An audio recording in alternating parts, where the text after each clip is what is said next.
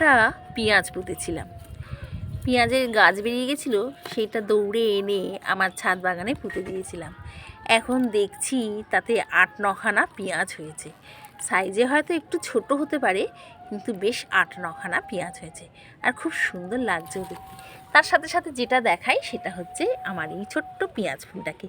কি অপূর্ব দেখতে, দেখুন, ভীষণ সুন্দর লাগছে। এই রকম পেঁয়াজ ফুল সাধারণত দেখা যায় না। হ্যাঁ, একমাত্র দেখা যায় যাদের গাছ আছে।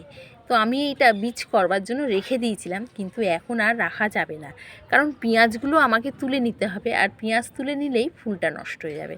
তো বন্ধুরা, দেখছেন তো, একটা পেঁয়াজ পুঁতে যদি 8-9খানা পেঁয়াজ হয়, ইচ্ছা আছে সামনের বারে আরও বেশ কয়েকটা পেঁয়াজ পুঁতে দেবো।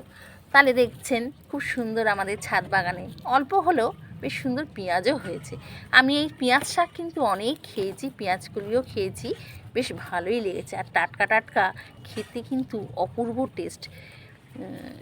আপনারাও আপনাদের ছাদ বাগানে এই রকম সুন্দর সুন্দর জিনিসগুলো পুঁতে দিন, দেখবেন খুব ভালো লাগবে। তাহলে বন্ধুরা, আজ এইটুকু, টাটা।